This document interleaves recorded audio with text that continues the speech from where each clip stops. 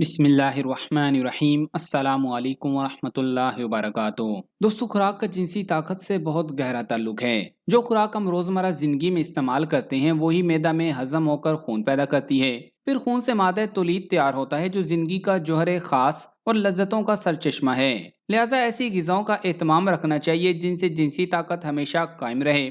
یہ تمام خوراکیں پہلے بھی آپ کو بتائی جا چکی ہیں اور ان میں مزید خوراکیں اور کچھ عادات شامل کر دی ہیں تاکہ آپ طب نبی صلی اللہ علیہ وآلہ وسلم کی ان شاندار غذاؤں سے خوب فائدہ اٹھا سکیں اور حکماء اور ڈاکٹرز کو دی جانے والی ہزاروں کے حساب سے فیسیں بچا سکیں اور سنت نبی صلی اللہ علیہ وآلہ وسلم پر بھی عمل ہو جائے۔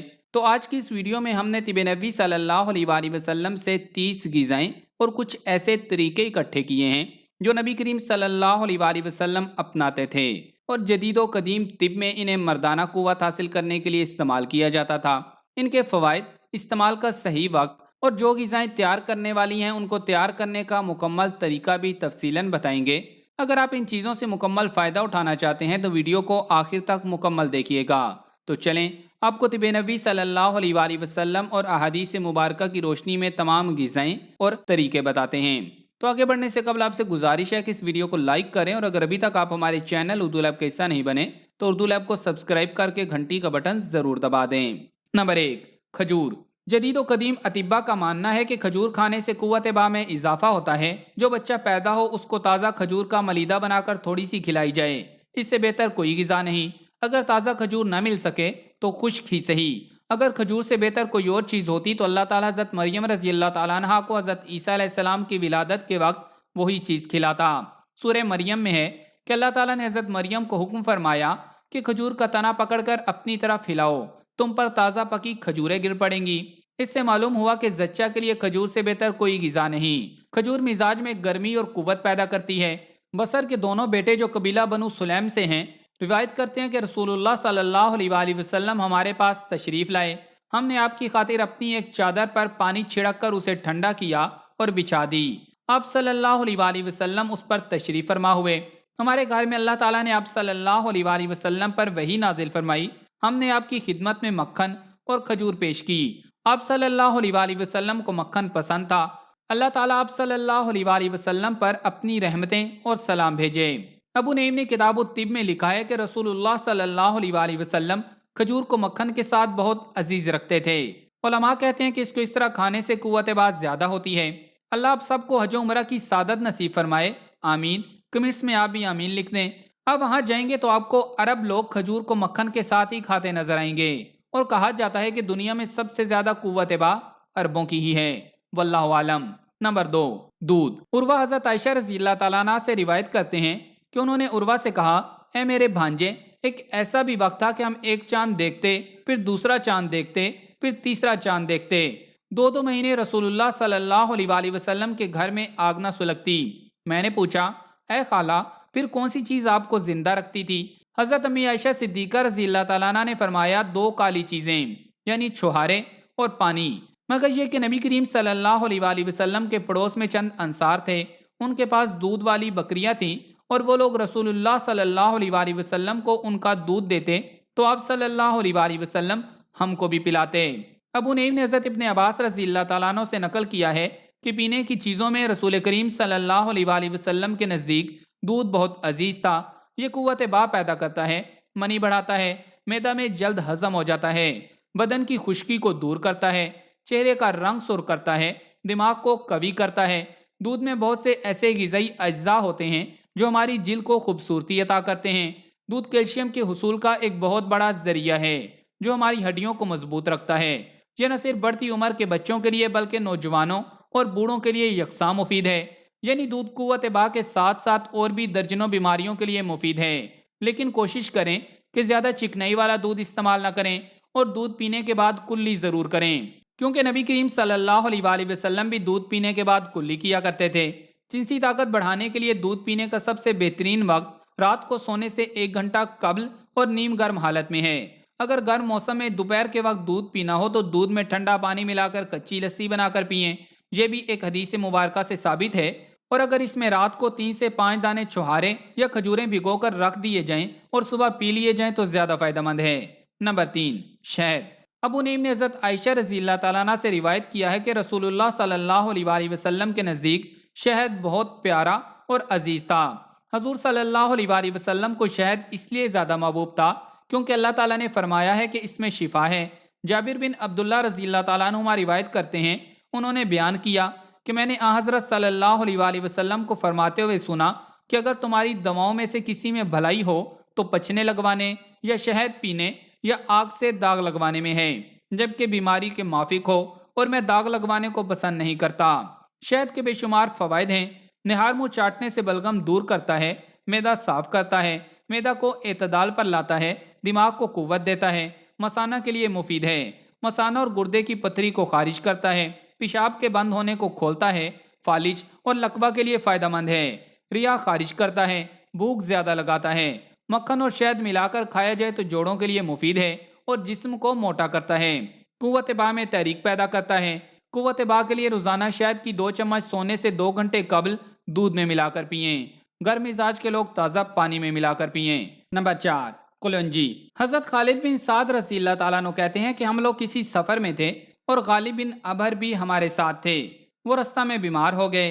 جب ہم لوگ مدینہ پہنچے تو وہ بیمار ہی تھے۔ ابن ابی عتیق ان کی عیادت کو آئے اور کہا کہ ان سیاہ دانوں یعنی کلنجی کو اختیار کرو، اس کے 5 یا 7 دانے لے کر اس کو پیسو اور پھر روغن زیتون کے چند قطروں کے ساتھ ان کو اس کی ناک میں اس طرف اور اس طرف یعنی دونوں طرف ڈالو، اس لیے کہ حضرت عائشہ صدیقہ رضی اللہ تعالیٰ عنہا نے مجھ سے بیان کیا، انہوں نے نبی کریم صلی اللہ علیہ وآلہ وسلم کو فرماتے ہوئے سنا کہ یہ کالا دانہ بجز سام کے تمام امراض کا علاج ہے۔ میں نے پوچھا کہ سام کیا ہے؟ آپ صلی اللہ علیہ وآلہ وسلم نے فرمایا موت۔ کلونجی نظام ہضم کی اصلاح کے لیے اکسیر کا درجہ رکھتی ہے، ریا، گیس اور قبض میں بہت فائدہ مند ہے۔ وہ لوگ جن کو کھانے کے بعد پیٹ میں بھاری پن، گیس بھر جانے کی شکایت محسوس ہوتی ہو، ایسے حضرات کلونجی کا 3 گرام سفوف کھانے کے بعد استعمال کریں تو نہ صرف یہ شکایت جاتی رہے گی بلکہ معدہ کی اصلاح بھی ہوگی۔ کلونجی کو سرکہ کے ساتھ ملا کر کھانے سے پیٹ کے کیڑے مر جاتے ہیں۔ کلونجی پیشاب آور بھی ہے۔ اس کا جوشاندہ شہد میں ملا کر پینے سے گردہ مثانہ کی پتھری بھی خارج ہو جاتی ہے۔ اس کے علاوہ اگر کلونجی کو روزانہ ناشتے میں استعمال کیا جائے تو آپ کی مردانہ قوت میں حیرت انگیز اضافہ ہو سکتا ہے۔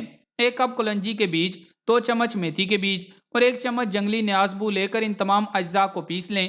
ہر صبح ناشتے میں 1 کھانے کا چمچ یہ سفوف شہد میں حل کریں اور کھا لیں۔ اس کے بعد 1 گلاس دودھ پی لیں، جبکہ پھلوں کا استعمال بھی ضرور کریں اور صرف 6 ہفتے میں حیرت انگیز نتیجہ نظر آئے گا۔ کلونجی کے استعمال نہ صرف آپ کی مردانہ قوت کو بڑھاتا ہے بلکہ یہ آپ کو کئی طرح کی بیماریوں سے بھی محفوظ رکھتا ہے۔ اگر اس کا باقاعدگی سے استعمال کیا جائے تو یہ جسم میں برے کولیسٹرول کو ختم کر کے بلڈ پریشر کو بھی کنٹرول کرتا ہے۔ نمبر 5، زعفران۔ حضرت ابن عمر رضی اللہ تعالیٰ عنہ سے روایت ہے کہ نبی کریم صلی اللہ علیہ وآلہ وسلم مطبوع کھال کے جوتے پہنا کرتے تھے اور اپنی داڑھی کو ورس سے، جو ایک سبز و سرخ رنگ کی گھاس ہے، اور زعفران جو زرد ہوتا ہے، اس سے رنگ لیا کرتے تھے، اور ابن عمر رضی اللہ تعالیٰ عنہ بھی ایسا ہی کرتے تھے۔ زعفران کا حدیث نبویہ میں ذکر تو ملتا ہے لیکن اس کے کسی بھی بیماری کے لیے فوائد مذکور نہیں، لیکن جدید و قدیم حکماء اس کے درجنوں فوائد بتاتے ہیں، جیسا کہ دل و دماغ اور بصارت کے لیے بھی بہت مفید ہے، گردے، مثانے اور جگر کو قوت دیتا ہے۔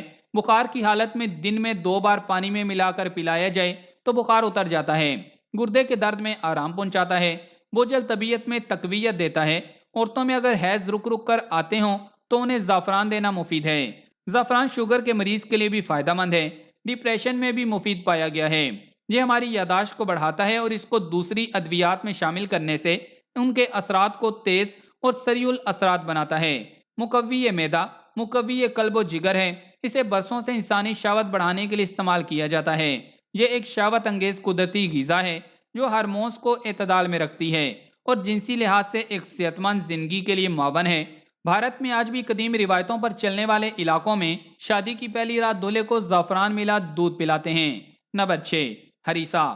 ہریسہ جسم میں زبردست قوت پیدا کرتا ہے اور مقوی باہ ہے۔ حضرت ابو ہریرہ رضی اللہ تعالیٰ عنہ سے روایت ہے کہ نبی کریم صلی اللہ علیہ وآلہ وسلم نے حضرت جبرائیل علیہ السلام سے اپنی جسمانی کمزوری کی شکایت فرمائی تو انہوں نے کہا کہ اب صلی اللہ علیہ وآلہ وسلم ہریسہ، اس کا دوسرا نام حریرہ ہے، تناول فرمایا کریں کیونکہ اس میں 40 مردوں کی قوت ہے۔ مزاق العارفین میں بھی یہ حدیث ہے اور حاشیہ پر لکھا ہے کہ ہریسہ کٹے ہوئے گیہوں، گوشت، گھی اور مسالہ ڈال کر پکایا جاتا ہے۔ حضرت امی عائشہ صدیقہ رضی اللہ تعالیٰ عنہ سے روایت ہے کہ اگر رسول اللہ صلی اللہ علیہ وآلہ وسلم کے گھر والوں میں سے کسی کو بخار ہو جاتا تو آپ صلی اللہ علیہ وآلہ وسلم حریرہ تیار کرنے کا حکم دیا کرتے اور پھر اس میں سے گھونٹ گھونٹ پینے کا حکم دیتے اور فرماتے یہ غمگین دلوں کو تقویت پہنچاتا ہے اور بیمار کے دل سے تکلیف دور کرتا ہے، جس طرح تم میں سے کوئی عورت پانی کے ساتھ اپنے چہرے کا میل کچیل دور کرتی ہے۔ بعض حکماء کے نزدیک ہریسہ میں 40 مردوں کے برابر قوت ہے۔ بڑے بڑے حکمات جنسی کمزوری کے مریضوں کو صرف ہریسہ کھانے کی تلقین کرتے تھے۔ ہریسہ کھلاڑیوں اور خاص طور پر ویٹ لفٹر اور باڈی بلڈرز حضرات کی تقویت کے لیے بہت اچھی چیز ہے۔ آج کل بہت سے ہوٹلوں والے ناشتے میں سالن کے طور پر ہریسہ بناتے ہیں، لیکن ہم آپ کو اسے بنانے کا آسان طریقہ بتاتے ہیں تاکہ آپ اسے گھر پر ہی تیار کر لیں۔ 1 کلو خوب صاف ستھرا گوشت، 1 کلو گندم، دارچینی آدھا چائے کا چمچہ، نمک اور تازہ کوٹی ہوئی کالی مرچیں، دیسی گھی تقریباً 6 بڑے چمچے۔ گندم کو تقریباً 2 لیٹر پانی میں پوری رات کے لیے بھگو دیں یا کم از کم 3 گھنٹے ضرور بھگوئیں۔ اس کی تیاری میں بہت ٹائم لگتا ہے۔ پہلے گندم کو اچھی طرح ابال لیں، پھر گوشت کو ابال کر اس میں مکس کر دیں۔ اس کو بھی حلیم کی طرح گھوٹنا پڑتا ہے۔ جب بہت دیر کی مشقت کے بعد گندم گوشت گل جائیں تو پھر ان کو مائکرو ویو اوون کی ڈش میں ڈال کر اتنی دیر 150 ڈگری تک اوون میں رکھیں جب تک کہ اس کا رنگ سنہری نہ ہو جائے۔ جب اوون سے نکالیں تو پھر اس پر دیسی گھی ڈال کر نوش کریں اور دوسروں کو بھی پیش کریں۔ ایک بات یاد رکھیں، ہریسہ کی ترکیب میں جو گوشت استعمال ہوتا ہے اس سے مٹن اور بیف مراد ہے، لیکن جن افراد کو ریڈ میٹ یعنی سرخ گوشت ممنوع ہو ان کے لیے ہریسہ میں دیسی مرغی کے استعمال زیادہ مناسب اور اچھی غذا ہے۔ اب ایک اور ترکیب جان لیں تاکہ اگر ایک بنانا مشکل ہو تو دوسری آزمائی جا سکے۔ اس ترکیب میں قیمہ آدھا کلو، گیہوں 1 پاؤ، پیاز 2 عدد، نمک حسب ذائقہ، ہلدی آدھا چائے کا چمچ، ادرک اور لہسن کا پیسٹ 1 کھانے کا چمچ، ہری مرچیں 2 عدد، کالی مرچیں پیسی ہوئی آدھا کھانے کا چمچ، سفید زیرہ آدھا کھانے کا چمچ، دیسی گھی آدھی پیالی، ادرک کو باریک کاٹ لیں، لیمو 2 عدد، ادرک اور لیمو ڈیکوریشن کے لیے تیار ہونے کے بعد اوپر ڈالنے ہیں۔ گیہوں کو دھو کر گرم پانی میں 3 گھنٹوں کے لیے بھگو دیں، پھر دیگچی میں ڈال کر ہلدی اور 2 چمچ گھی ڈال کر درمیانی آنچ پر اتنی دیر ابالیں کہ گیہوں گل جائیں۔ ایک دوسری پتیلی میں باقی گھی ڈال کر گرم کریں اور اس میں پیاز فرائی کریں۔ جب پیاز گولڈن ہو جائیں تو تھوڑے سے نکال لیں، باقی میں ادرک اور لہسن کو ہلکا فرائی کر کے قیمہ، سفید زیرہ، نمک، کالی مرچ اور ہری مرچیں ڈال کر اچھی طرح ملائیں اور ہلکی آنچ پر خشک ہونے تک پکائیں۔ گیہوں کو ہلکا سا بلینڈ کر کے قیمہ ملا کر ہلکی آنچ پر دم پر رکھ دیں۔ ڈش میں نکال کر ادرک، براؤن کی ہوئی پیاز اور لیموں کے ٹکڑوں سے ڈیکوریٹ کریں، خود بھی نوش فرمائیں، دوسروں کو بھی کھلائیں اور ہمیں دعاؤں میں یاد رکھیں۔ نمبر 7، جانور کی پشت کا گوشت۔ حضرت عبداللہ بن جعفر رضی اللہ تعالیٰ عنہ سے مروی ہے کہ نبی کریم صلی اللہ علیہ وآلہ وسلم کی آخری کیفیت جو میں نے دیکھی وہ یہ تھی کہ آپ صلی اللہ علیہ وآلہ وسلم کے ایک ہاتھ میں تر کھجوریں تھیں اور دوسرے میں کھیرا۔ آپ صلی اللہ علیہ وآلہ وسلم اس سے کھجور کھاتے اور اس سے کھیرا، اور فرمایا کہ بہترین گوشت پشت کا ہوتا ہے۔ اسی طرح ابو نعیم بن عبداللہ سے روایت ہے کہ رسول اللہ صلی اللہ علیہ وآلہ وسلم نے فرمایا کہ پشت کا گوشت تمام گوشتوں سے بہتر ہے۔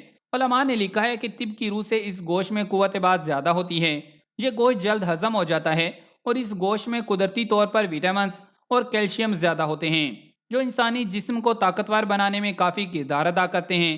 موجودہ موذی وبا کورونا میں بھی زیادہ تر ڈاکٹرز مریضوں کو پشت کا گوشت کھانے کا مشورہ دیتے تھے کیونکہ یہ بیمار جسم کو ریکور ہونے میں مدد دیتا ہے اور جسمانی کمزوری کو دور کرتا ہے۔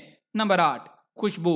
حضرت امی عائشہ صدیقہ رضی اللہ تعالی عنہا سے روایت ہے، انہوں نے فرمایا کہ نبی کریم صلی اللہ علیہ وآلہ وسلم جب غسل جنابت کرتے تھے تو ہلاب ایک قسم کی خوشبو وغیرہ منگاتے تھے اور اسے اپنے ہاتھوں میں لے کر پہلے سر کے دانے حصے سے ابتدا کرتے، پھر بائیں جانب میں لگاتے تھے، پھر دونوں ہاتھ اپنے بیچ سر پر رگڑتے تھے۔ اس سے مراد غسل کے بعد تیل وغیرہ کی طرح کوئی چیز استعمال کرنا ہے۔ خوشبو کا روح انسانی سے خصوصی تعلق ہے، اس کا اثر دل و دماغ پر فوری بجلی کی مانند اثر کرتا ہے۔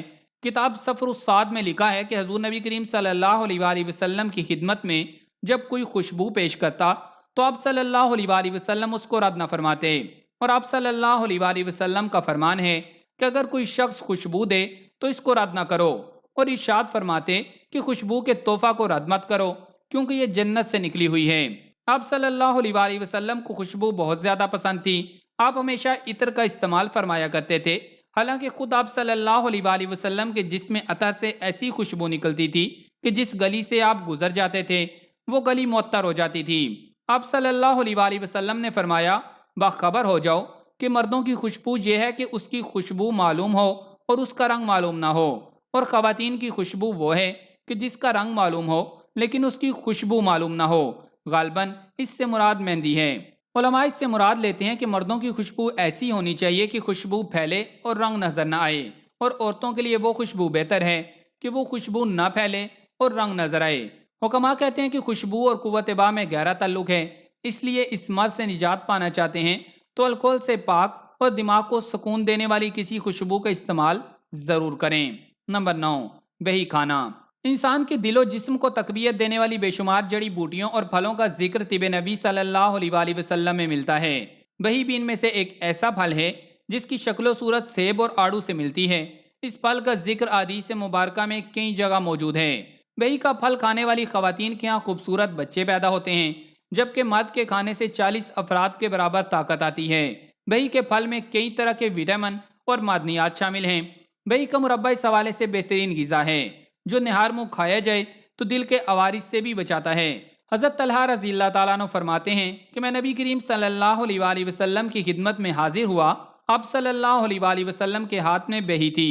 آپ صلی اللہ علیہ وآلہ وسلم نے فرمایا، طلحہ یہ لے لو کیونکہ یہ دل کو راحت بخشتی ہے۔ حضرت جابر رضی اللہ تعالیٰ عنہ روایت فرماتے ہیں، نبی اکرم صلی اللہ علیہ وآلہ وسلم نے فرمایا، بہی کھاؤ کیونکہ یہ دل کے دورے کو ٹھیک کر کے سینہ سے بوجھ اتار دیتا ہے۔ حضرت انس رضی اللہ تعالیٰ عنہ بن مالک روایت فرماتے ہیں، نبی اکرم صلی اللہ علیہ وآلہ وسلم نے فرمایا، بہی کھانے سے دل پر سے بوجھ اتر جاتا ہے۔ نبی اکرم صلی اللہ علیہ وآلہ وسلم نے فرمایا، بہی کھاؤ کہ دل کے دورے کو دور کرتا ہے۔ اللہ نے ایسا کوئی نبی نہیں معمور فرمایا جسے جنت کا بہی نہ کھلایا ہو، کیونکہ یہ فرد کی قوت کو 40 افراد کے برابر کر دیتا ہے۔ نبی اکرم صلی اللہ علیہ وآلہ وسلم نے فرمایا، اپنی حاملہ عورتوں کو بہی کھلایا کرو کیونکہ یہ دل کی بیماریوں کو ٹھیک کرتا ہے اور لڑکے کو حسین بناتا ہے۔ حضرت عوف بن مالک رضی اللہ تعالیٰ عنہ روایت کرتے ہیں کہ نبی کریم صلی اللہ علیہ وآلہ وسلم نے فرمایا، بہی کھاؤ کہ یہ دل کے دورے کو ٹھیک کرتا ہے اور دل کو مضبوط کرتا ہے۔ بہی کو نہار منہ کھانا چاہیے۔ نمبر 10، انڈا۔ علامہ ابن قیم رحمۃ اللہ علیہ نے اپنی کتاب میں امام بہقی رحمۃ اللہ علیہ کی شعب الایمان کے حوالے سے نقل کیا ہے کہ انبیاء سابق میں سے کسی نے غیر معمولی کمزوری کی شکایت کی تو اللہ تعالیٰ نے ان کو انڈے کھانے کا حکم دیا۔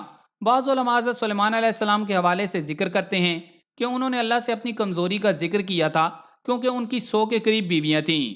بعض حکماء کے نزدیک انڈے قوت باء کو بڑھانے کا مؤثر ذریعہ ہیں، خاص طور پر جن کو جراثیم کی کمی کی وجہ سے بے اولادی جیسے مرض کا سامنا ہے۔ اگر وہ دیسی انڈے کے استعمال جاری رکھیں تو اس مرض سے چھٹکارا مل جاتا ہے۔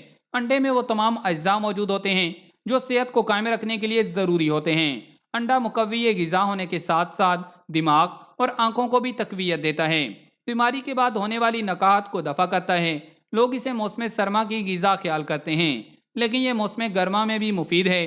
انڈا پروٹین، فاسفورس اور کیلشیم سے بھرپور غذا ہے۔ انڈے میں موجود پروٹین گوشت پوست اور پٹھوں کی ساخت کے کام آتے ہیں۔ اس سے جسم میں طاقت اور حرارت پیدا ہوتی ہے، اور انڈوں میں موجود کیلشیم، فولاد، فاسفورس بدن انسانی کے لیے بڑے اہم ہیں۔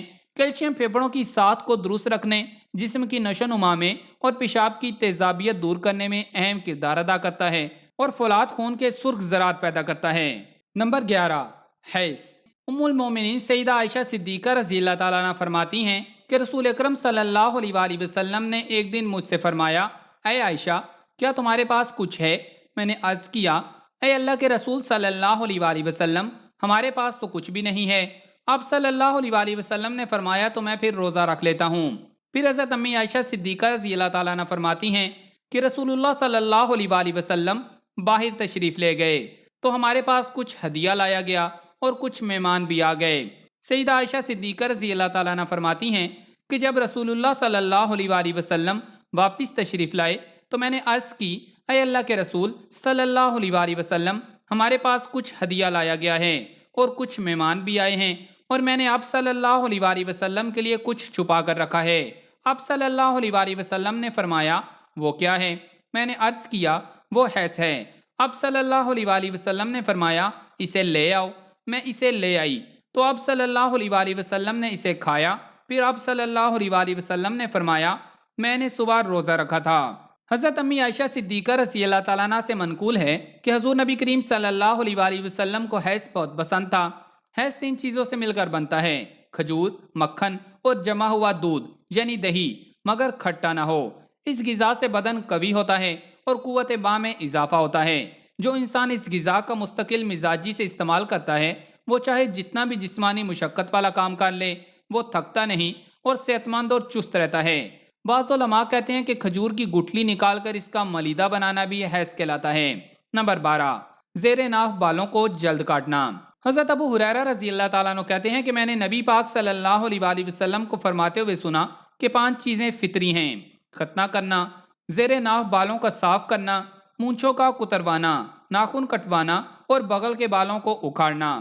انس بن مالک رضی اللہ تعالیٰ عنہ فرماتے ہیں کہ حضور اکرم صلی اللہ علیہ وآلہ وسلم نے ہمارے لیے زیر ناف بالوں کے کاٹنے، ناخنوں کے کاٹنے، مونچھیں کاٹنے اور بغل کے بال اکھیڑنے کے لیے وقت مقرر فرما دیا، 40 دن میں 1 مرتبہ۔ حضرت حذیل بن حکیم کہتے ہیں کہ رسول اکرم صلی اللہ علیہ وآلہ وسلم کا ارشاد ہے کہ بدن سے بالوں کا جلد دور کرنا قوت با کو بڑھاتا ہے۔ اطباء کے نزدیک زیر ناف کے نیچے بال اگر جلدی نہ کاٹے جائیں تو ان کی جڑوں میں خطرناک بیکٹیریا اپنا ٹھکانہ بنا لیتے ہیں، جو کہ انتہائی نقصان دہ ہے۔ اس لیے بجائے 40 دن کے انتظار کرنے کے جلدی ان کو کاٹ لینا چاہیے۔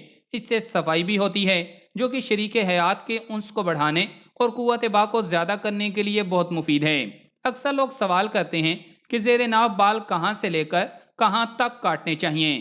یاد رکھیں، اس کی حد ناف کے نیچے پیڑو کی ہڈی سے لے کر شرمگاہ اور اس کے آس پاس کا حصہ، خصیتین یعنی ٹیسٹیکلز، اسی طرح پخانہ کے مقام کے آس پاس کا حصہ اور رانوں کا صرف وہ حصہ جہاں نجاست ٹھہرنے یا لگنے کا خطرہ ہو، یہ تمام بال کاٹنے کی حد ہے۔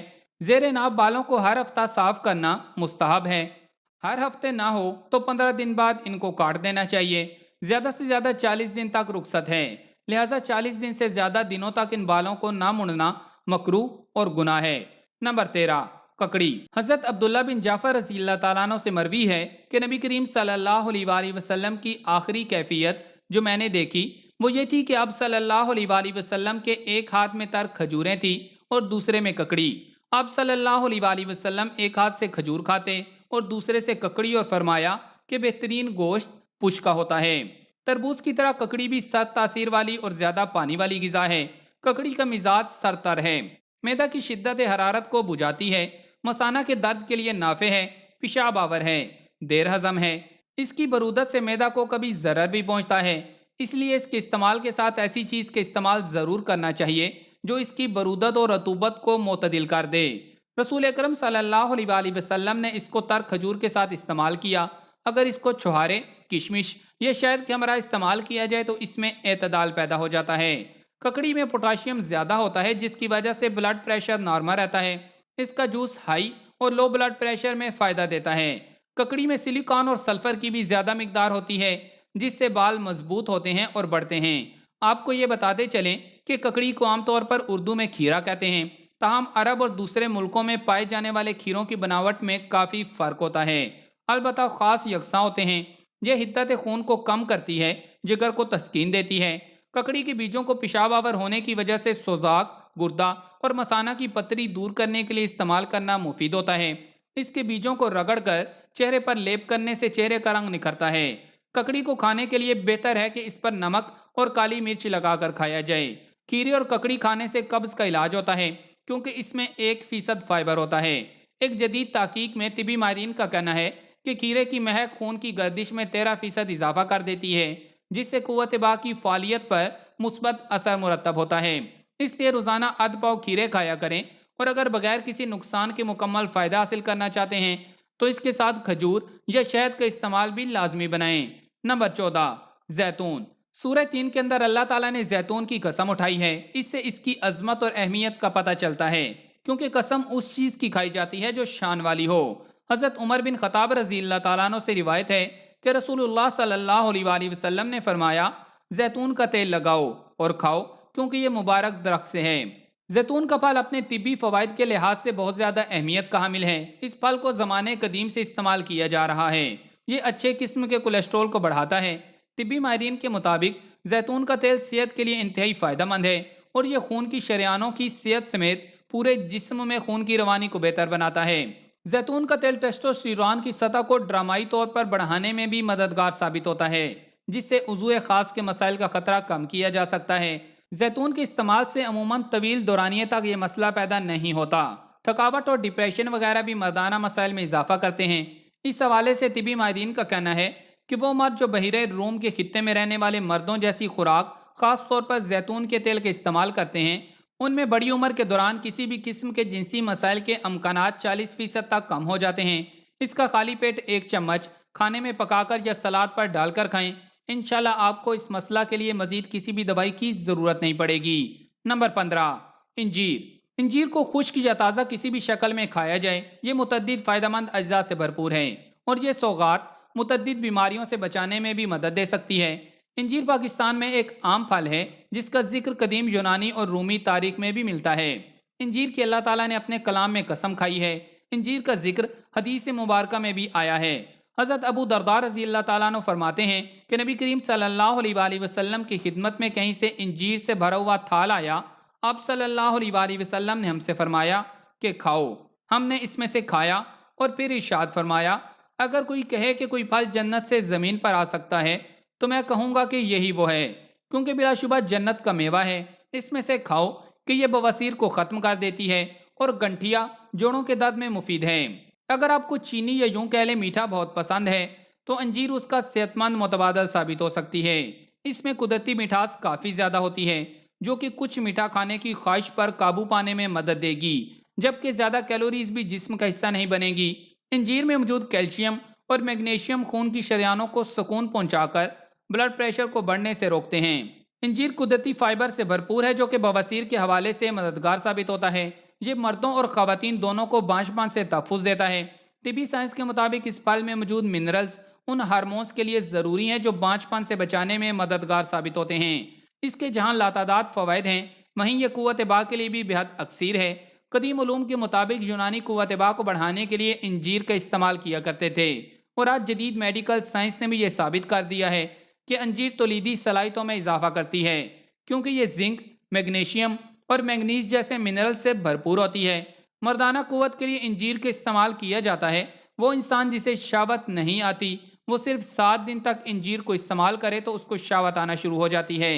ایک مٹی کا برتن لیں، اس میں پانی ڈال کر 5 دانے انجیر بھگونے کے لیے رکھ دیں اور صبح نہار منہ انجیر کو کھا لیں اور پانی کو پی لیں۔ مردانہ قوت کے تمام مسائل حل ہو جائیں گے۔ نمبر 16، انار کا پھل۔ قرآن کریم کی سورہ رحمان میں انار کا ذکر ان الفاظ کے ساتھ آیا ہے کہ ان 2 جنتوں میں پھل، کھجوریں اور میٹھے انار ہوں گے۔ حدیث میں بھی کافی جگہ انار کا ذکر ملتا ہے۔ ایسی ہی ایک مرفوع حدیث ہے کہ حضرت علی رضی اللہ تعالیٰ عنہ فرماتے ہیں کہ انار کو چھلکے سمیت کھایا کرو، کیونکہ یہ معدے کے لیے دباغت کا کام دیتا ہے۔ حدیث نبی صلی اللہ علیہ وآلہ وسلم کے مطابق انار کھانا نظام ہاضمہ کو مضبوط کرتا ہے۔ کم کیلوریز مگر vitamin C, vitamin B5، potassium اور فائبر سے بھرپور اس پھل کے چھلکے اور پتلی باہری جلد بھی کھائی جا سکتی ہے، بلکہ وہ پھل کا ہی حصہ ہوتے ہیں۔ اس پھل میں اینٹی آکسیڈنٹس اور جراثیم کش خوبیاں بھی پائی جاتی ہیں۔ اس خوش ذائقہ جنتی پھل کے استعمال سے آپ کئی ایسے فوائد حاصل کر سکتے ہیں جن کو مصنوعی طریقے سے حاصل کرنے کے لیے آپ کو کئی کڑوی اور مہنگی دواؤں کا استعمال کرنا پڑ سکتا ہے۔ اس کے استعمال سے موٹاپے سے نجات ملتی ہے، کیل مہاسوں سے نجات ملتی ہے، بالوں کے گرنے کا مسئلہ حل ہو جاتا ہے۔ اگر اس کے استعمال کو معمول بنا لیا جائے تو یہ چھاتی، بڑی آنت اور مثانے کے کینسر سے بھی مدافعت فراہم کرتا ہے۔ اس کے چھلکے میں الائجک ایسڈ موجود ہوتا ہے جو جلد کے کینسر کو بڑھنے سے روکتا ہے، خون کی کمی دور کرتا ہے، امراض قلب اور فالی سے بچاتا ہے۔ انار میں موجود فائٹو کیمیکل سے خون کی شریانوں میں خون کے لوتھڑے یا رکاوٹیں دور ہوتی ہیں۔ اس کے علاوہ یہ ایک سپر فوڈ ہے، یعنی یہ ایک مکمل غذا ہے اور اس میں انسانی جسم کو درکار ہر وٹامن اور منرل موجود ہے۔ اس لیے یہ جنسی کمزوری کے لیے بنا کسی سائیڈ ایفیکٹ کے ایک قدرتی ٹانک ہے۔ طبی ماہرین کہتے ہیں کہ اگر اس کا جوس استعمال کیا جائے تو یہ مردانہ صحت کے لیے جادوئی دوا ہے۔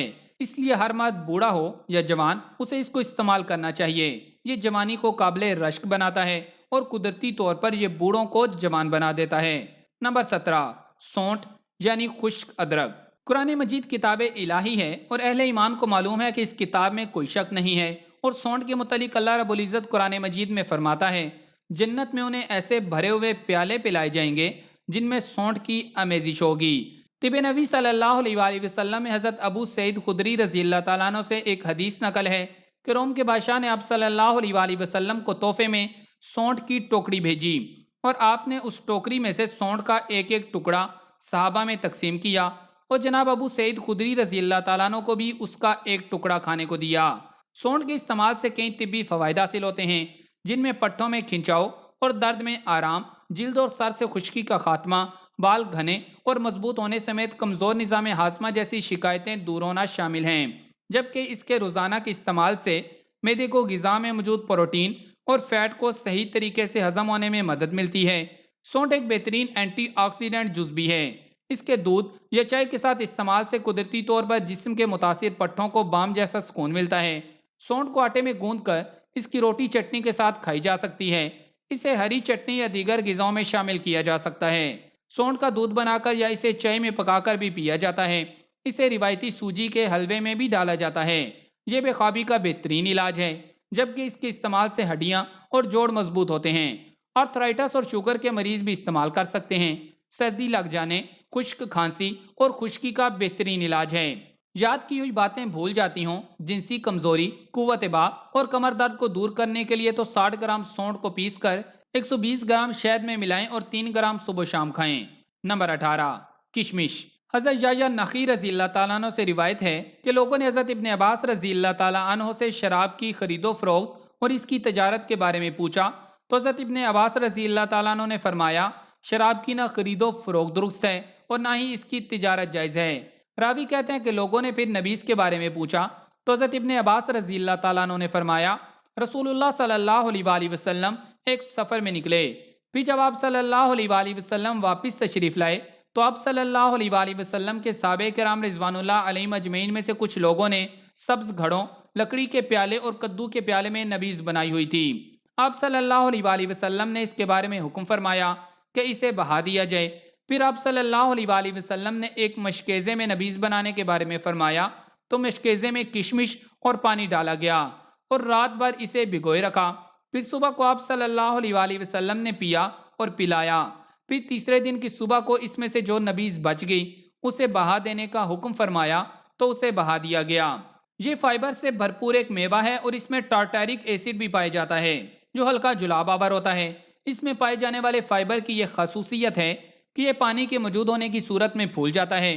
اسی وجہ سے یہ غذا کو زود ہضم بنا کر قبض نہیں ہونے دیتا، بلکہ غذا میں شامل مختلف غذائی اجزاء کو جزوء بدن بنانے میں اہم کردار ادا کرتا ہے۔ متواتر 15 دن تک کشمش کھاتے رہنے سے یہ پرانی قبض میں مفید ثابت ہوتی ہے۔ اس کے علاوہ کشمش توانائی کے حصول کا ایک بہترین ذریعہ ہے۔ اگر آپ کو جسمانی کمزوری محسوس ہو رہی ہو یا آپ تھکاوٹ کا شکار ہیں تو کشمش اس کے حل کے لیے بہترین ہے۔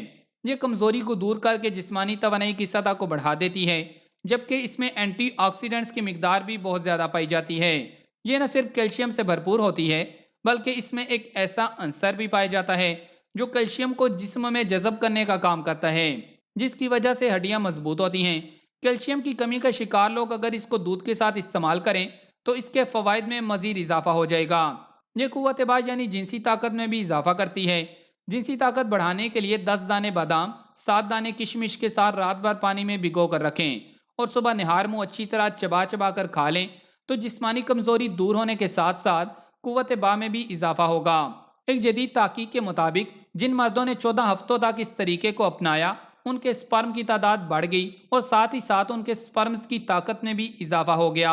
اس کے علاوہ کشمش کو رات کو بھگو کر رکھیں اور صبح کھا کر جس پانی میں بھگویا تھا وہ پانی پی لیں تو خون کی کمی دور ہو جاتی ہے۔ نمبر 19، مسواک۔ حضرت ابو ہریرہ رضی اللہ تعالیٰ عنہ سے مروی ہے کہ حضور نبی کریم صلی اللہ علیہ وآلہ وسلم نے فرمایا، اگر میری امت پر دشوار نہ ہوتا تو میں ان کو ہر نماز کے وقت مسواک کرنے کا حکم دیتا۔ مسواک کرنا سنت رسول صلی اللہ علیہ وآلہ وسلم ہے کہ اس کے روزانہ استعمال سے نہ صرف دانت صاف ستھرے اور چمکدار رہتے ہیں بلکہ سانس میں بھی ایک خوشگوار سی مہک پیدا ہو جاتی ہے۔ اگر اسلام کے طہارت کے طریقوں پر غور کیا جائے تو اس کا معیار سائنس کے طریقوں سے بھی اعلیٰ و عرفہ نظر آئے گا۔ جیسا کہ نماز سے پہلے مسواک اور وضو کا حکم دیا گیا۔ حضرت علی رضی اللہ تعالیٰ عنہ کا قول ہے کہ مسواک سے دماغ تیز ہوتا ہے۔ اب تو جدید سائنس نے بھی مسواک کی افادیت کا اعتراف کر لیا ہے۔ جدید سائنسی تحقیق کے مطابق مسواک اینٹی سیپٹک بھی ہے اور اینٹی بائیوٹک بھی۔ یہ دانتوں کو کیلشیم فراہم کرتی ہے، بھوک بڑھاتی ہے، نظام ہاضمہ کو درست رکھتی ہے، نیز منہ کی بو دور کرنے کے ساتھ مسوڑوں کو بھی مضبوط کرتی ہے۔ اس میں موجود فاسفورس دانتوں کو غذا فراہم کرتا ہے، جبکہ رس جو ذرا سا کڑوا ہوتا ہے وہ گلے کے امراض سے بچاتا ہے۔ مسواک کا مسلسل استعمال دائمی نزلہ زکام سے بھی نجات دلاتا ہے، جبکہ باقاعدہ استعمال سے ٹانسلز اور منہ کے چھالے بھی ختم ہو جاتے ہیں۔ مسواک منہ کی بو کو ختم کرتی ہے، جس کی وجہ سے جماع کے دوران شرمندگی اور بے چینی نہیں ہوتی۔ اسی طرح معدہ اور اعصابی نظام کو تقویت دینے کے ساتھ مسواک سیلان رحم اور جریان میں بھی مفید ہے۔ جدید ریسرچ ہمیں بتاتی ہے کہ روزانہ مسواک کرنے سے جنسی کمزوری ختم ہونا شروع ہو جاتی ہے۔ اس مقصد کے لیے آپ کسی بھی درخت کی مسواک استعمال کر سکتے ہیں، لیکن زیتون اور پیلو کی مسواک زیادہ بہترین ہے۔ نمبر 20، دیسی گھی۔ حضرت اوس رضی اللہ تعالیٰ عنہ سے روایت ہے کہ میں نے گھی گرم کر کے ایک برتن میں بھر لیا اور اسے رسول اکرم صلی اللہ علیہ وآلہ وسلم کی خدمت میں ہدیۃً پیش کیا۔ آپ صلی اللہ علیہ وآلہ وسلم نے قبول فرما لیا اور برتن میں تھوڑا سا گھی چھوڑ کر پھونک ماری اور برکت کی دعا فرمائی اور اصحاب سے فرمایا کہ اوس کا برتن واپس کر دو۔ صحابہ کرام رضوان اللہ علیہم اجمعین نے برتن واپس کر دیا تو وہ گھی سے بھرا ہوا تھا۔ حضرت اوس رضی اللہ تعالیٰ عنہ نے خیال کیا کہ شاید حضور اکرم صلی اللہ علیہ وآلہ وسلم نے گھی قبول نہیں فرمایا۔ حضرت اوس رضی اللہ تعالیٰ عنہ رونے کے انداز میں بات کرتی ہوئی حاضر خدمت ہوئی اور عرض کرنے لگیں، یا رسول اللہ صلی اللہ علیہ وآلہ وسلم، میں نے گھی اس لیے گرم کیا تھا کہ آپ صلی اللہ علیہ وآلہ وسلم تناول فرما لیں گے۔ آپ صلی اللہ علیہ وآلہ وسلم اوس کی بات سمجھ گئے۔ آپ صلی اللہ علیہ وآلہ وسلم نے فرمایا کہ اوس سے کہہ دو کہ ہم نے گھی قبول فرما لیا اور تناول بھی فرما لیا ہے، اب آپ یہ گھی خوب کھائیں۔ اوس رضی اللہ تعالیٰ عنہ نے وہ گھی نبی کریم صلی اللہ علیہ وآلہ وسلم کے وصال کے بعد لمبے عرصے تک کھایا۔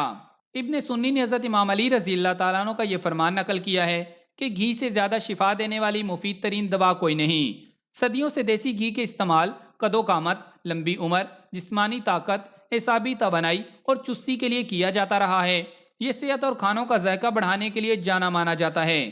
گزرے وقتوں میں دیسی گھی کے استعمال بہت زیادہ ہوا کرتا تھا، لیکن وقت کے ساتھ اور مہنگائی کے دور میں دیسی گھی کی خرید لوگوں کے لیے مشکل ہوتی جا رہی ہے۔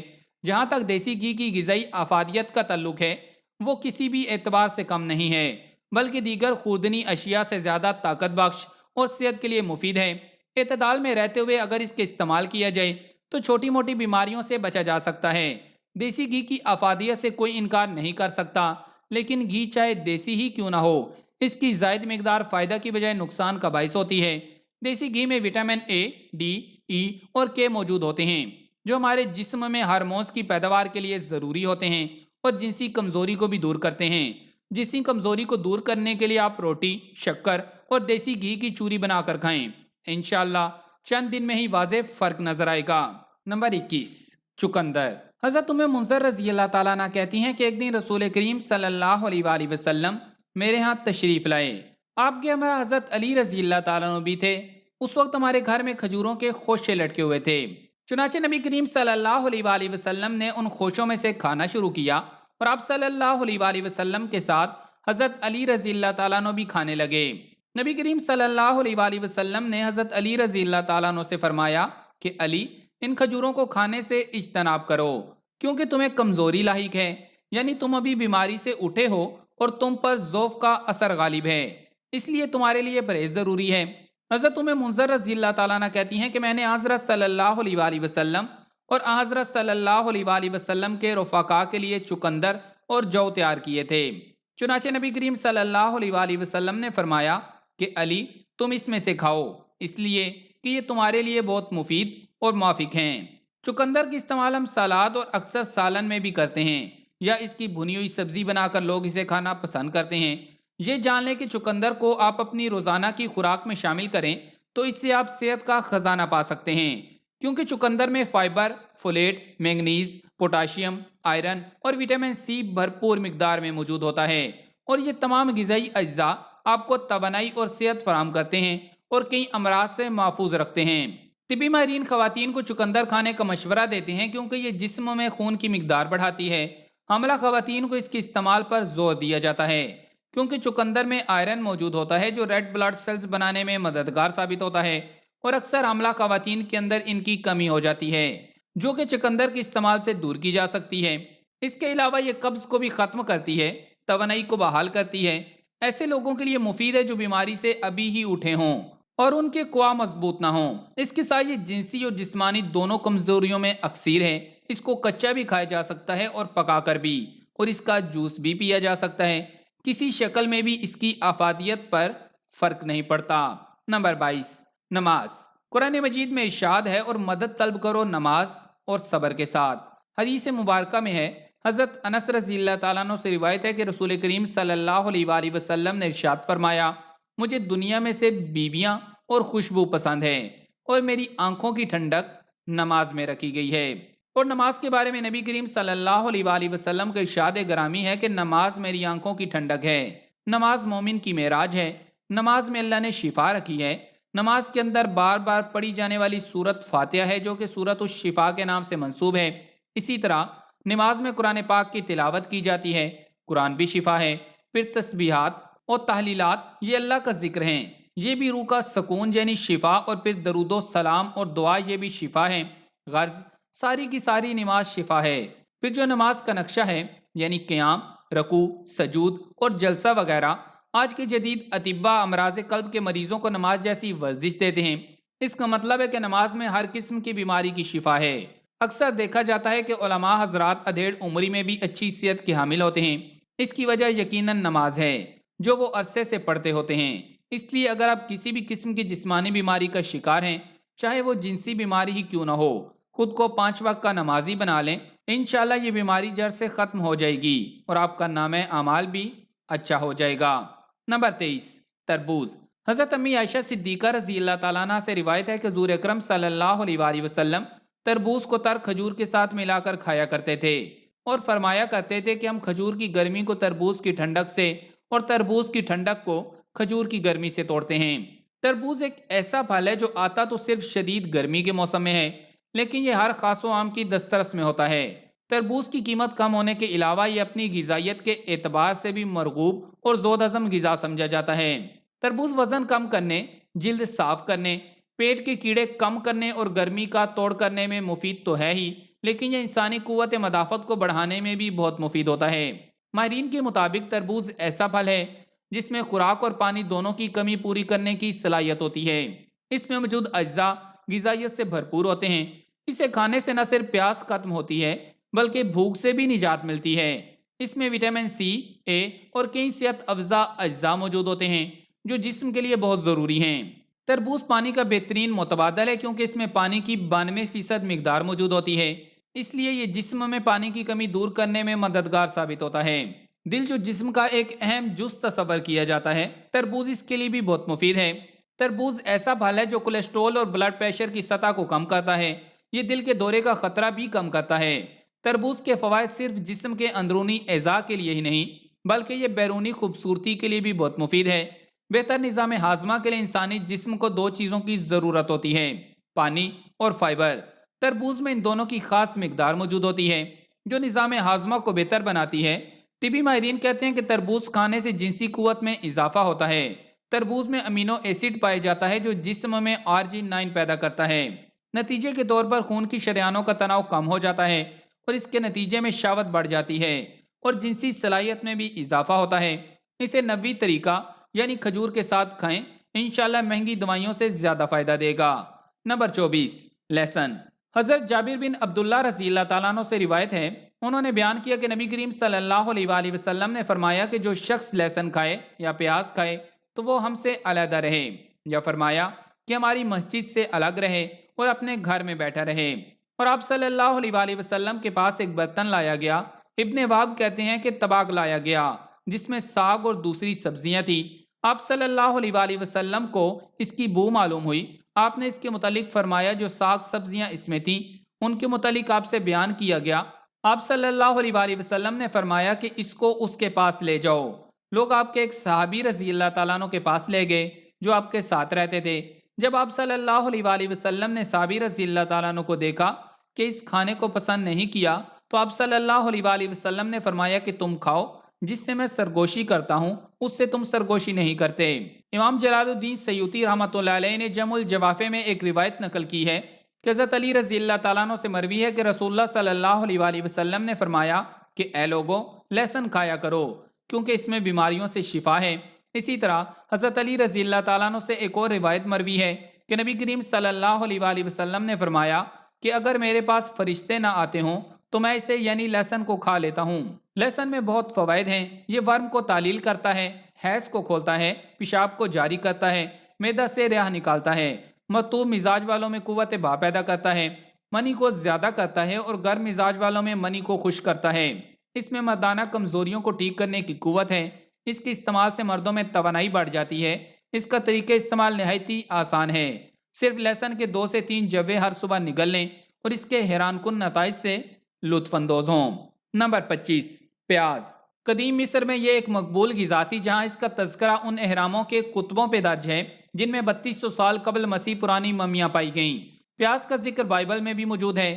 جب حضرت موسیٰ علیہ السلام اسرائیلیوں کو مصر سے نکال کر کنعان کی سرزمین کی طرف لے جا رہے تھے تو اپنی مشکلات کے دوران بنی اسرائیل نے پیاز کو یاد کیا جو انہیں مصر میں میسر تھا۔ 430 قبل مسیح میں بابائے طب بکرات سے لے کر جدید دور کی طبی تحریروں میں بھی پیاز کا ذکر چلا رہا ہے، اور کم و بیش 60 کے قریب احادیث سے مبارکہ ہیں جن میں پیاز کا ذکر آیا ہے۔ ان میں سے چند احادیث آپ کو سناتے ہیں۔ سنن نبی داؤد میں خیار بن سلمہ سے روایت ہے، انہوں نے امی عائشہ صدیقہ رضی اللہ تعالیٰ عنہ سے پیاز کے بارے میں دریافت کیا تو آپ رضی اللہ تعالیٰ عنہ نے فرمایا، بے شک نبی کریم صلی اللہ علیہ وآلہ وسلم نے جو آخری کھانا تناول فرمایا اس میں پیاز شامل تھا۔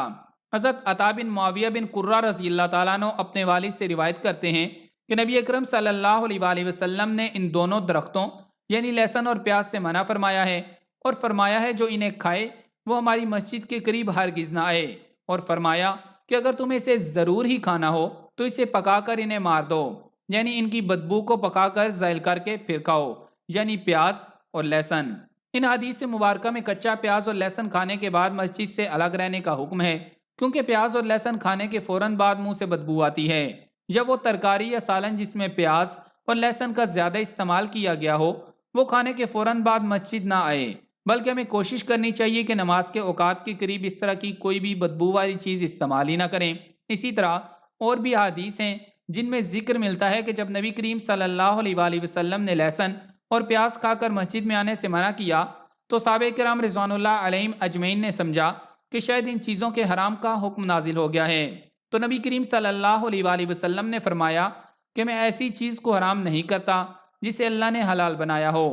نبی کریم صلی اللہ علیہ وآلہ وسلم اس لیے لہسن اور پیاز کو کچی حالت میں پسند نہیں فرماتے تھے، کیونکہ آپ صلی اللہ علیہ وآلہ وسلم پر وحی کا نزول ہوتا تھا، اور اس کا ذکر آپ صلی اللہ علیہ وآلہ وسلم کی ایک حدیث میں بھی ملتا ہے۔ جب ایک شخص کی دعوت پر آپ صلی اللہ علیہ وآلہ وسلم نے پیاز کھانے سے انکار کیا تو صحابہ کرام رضوان اللہ علیہم اجمعین نے بھی انکار کر دیا۔ تب نبی کریم صلی اللہ علیہ وآلہ وسلم نے فرمایا کہ تم کھاؤ، کیونکہ جن سے میں نے ملاقات کرنی ہوتی ہے تم نے نہیں کرنی ہوتی۔ قدرت نے پیاز میں وہ خصوصیات پنہا کی ہیں کہ عقل گم ہو جاتی ہے، جیسے اگر کوئی عضو بدن صحیح طرح سے کام نہ کر رہا ہو تو پیاز اس کمزوری کو نہ صرف دور کرتا ہے بلکہ اسے قدرتی حالت میں واپس لانے میں بھی اہم کردار ادا کرتا ہے۔ ماہرین طب کا کہنا ہے کہ قوت بہ کو بڑھانے کے لیے پیاز کے استعمال دوپہر کے کھانے کے ساتھ کرنا چاہیے، اور اگر اس کا باقاعدگی سے استعمال کیا جائے تو مردوں کو کسی قسم کی بھی ادویات کا سہارا نہیں لینا پڑے گا، اور ازدواجی زندگی میں کسی قسم کی شرمندگی بھی نہیں اٹھانی پڑے گی۔ نمبر 26، آب زمزم۔ حضرت ابو ذر غفاری رضی اللہ تعالیٰ عنہ سے روایت ہے کہ ہم اپنی قوم غفار سے نکلے، پس میں اور میرا بھائی انیس اور ہماری والدہ نکلے۔ پھر وہ ایک طویل روایت ذکر کرتے ہوئے کہتے ہیں کہ میں 30 دن تک کعبہ میں مقیم رہا اور میری خوراک صرف زمزم تھی، پس میں موٹا ہو گیا، یہاں تک کہ میرے پیٹ کی سلوٹیں بھی ختم ہو گئیں، اور نہ ہی میں نے اپنے جگر میں بھوک کی وجہ سے گرمی محسوس کی۔ جب نبی کریم صلی اللہ علیہ وآلہ وسلم نے ان سے ان کی خوراک کے بارے میں دریافت کیا تو وہ بولے کہ میں صرف زمزم پیتا ہوں اور کچھ نہیں، اور اسی سے ہی اتنا فربا ہو گیا ہوں۔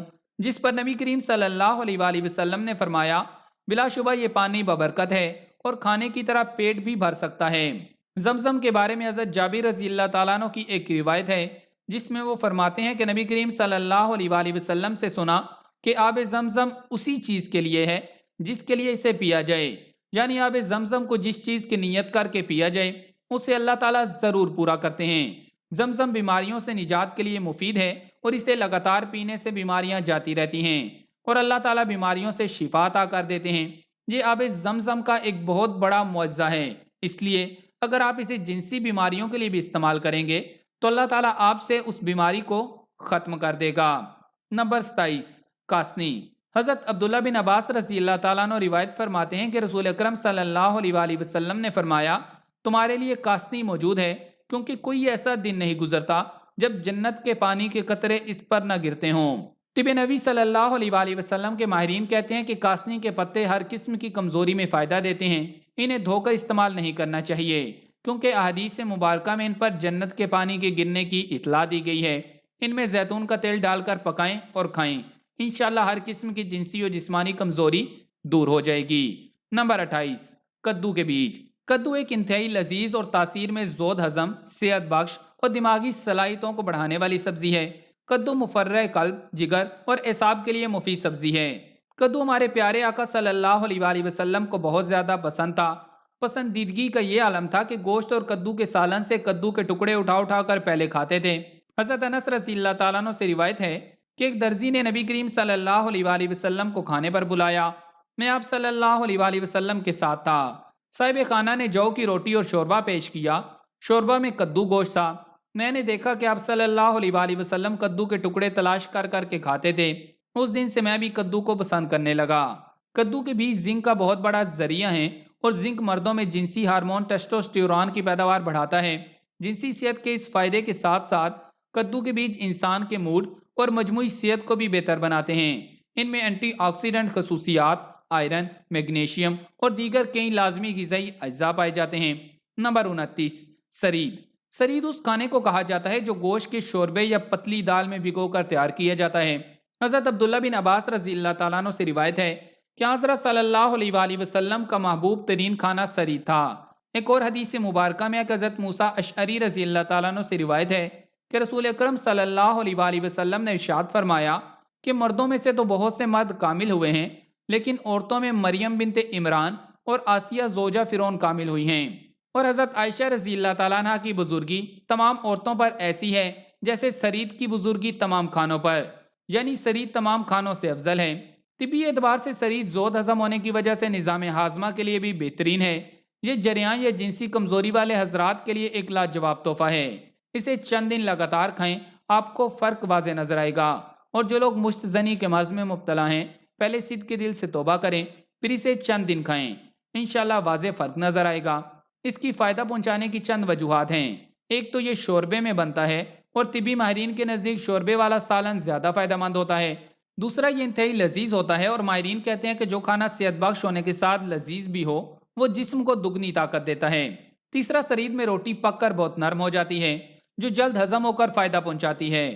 تو اسے سنت نبی صلی اللہ علیہ وآلہ وسلم سمجھ کر کھائیں، سنت کا اجر علیحدہ سے ملے گا۔ اسے بنانے کا آسان سا طریقہ یہ ہے، سالن کا شوربہ علیحدہ کر لیں اور اسے چولہے پر رکھ کر روٹی کے چھوٹے چھوٹے ٹکڑے کر کے اس میں ڈال دیں۔ نمک مرچ کم ہو تو حسب ضرورت اور ڈال لیں۔